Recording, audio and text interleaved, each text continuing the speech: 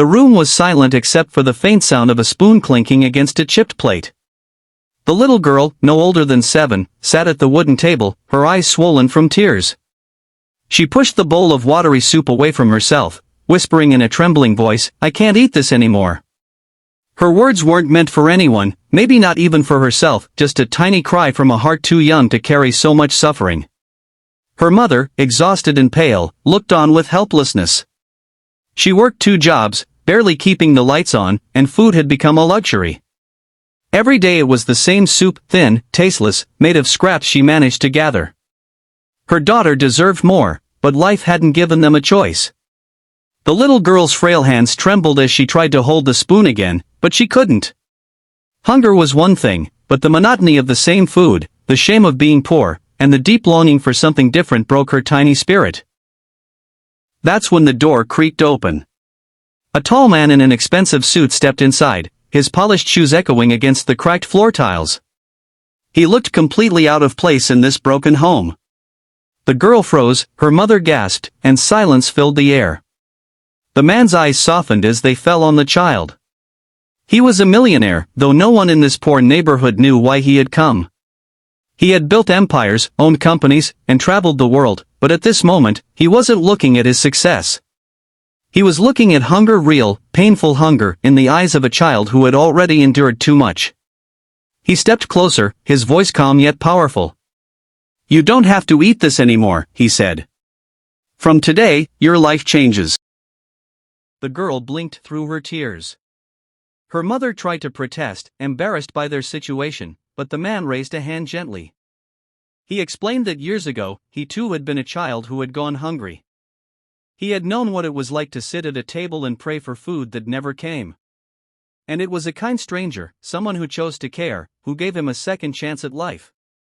That moment had shaped his future, and now, standing here, he realized it was his turn to be that stranger for someone else. The days that followed felt like a miracle. The little girl and her mother were moved into a safe, warm home. For the first time in years, the child ate until her heart was content, fruits, bread, warm meals that smelled of hope and love. But the story wasn't just about food. The millionaire enrolled the girl in school, gave her mother work in one of his companies, and promised them a life of dignity. Yet challenges didn't vanish overnight. The mother struggled with self-doubt, afraid that she wasn't worthy of such generosity. The little girl found it difficult to adjust in school, where other children laughed at her worn-out clothes and shy demeanor. There were nights she cried herself to sleep, fearing that all of this might be taken away again. The millionaire, however, didn't just give money, he gave guidance. He visited, encouraged, and taught them to believe in themselves. Slowly, the mother grew stronger. With steady income, she regained confidence. The little girl, inspired by the kindness she had received, began to excel in her studies. Teachers noticed her brilliance, her ability to dream bigger than her circumstances. She no longer murmured, "I can't eat this anymore." Instead, she whispered to herself, "I will make sure no child goes hungry again." Years passed. The little girl grew into a young woman with a vision. She pursued education, built community programs, and dedicated her life to feeding hungry children. The millionaire, now older, watched with pride as the seed he had planted blossomed into a tree of compassion. The story teaches us that sometimes, the smallest cry, a child whispering that she can't eat anymore, can shake the heart of someone powerful enough to make a difference.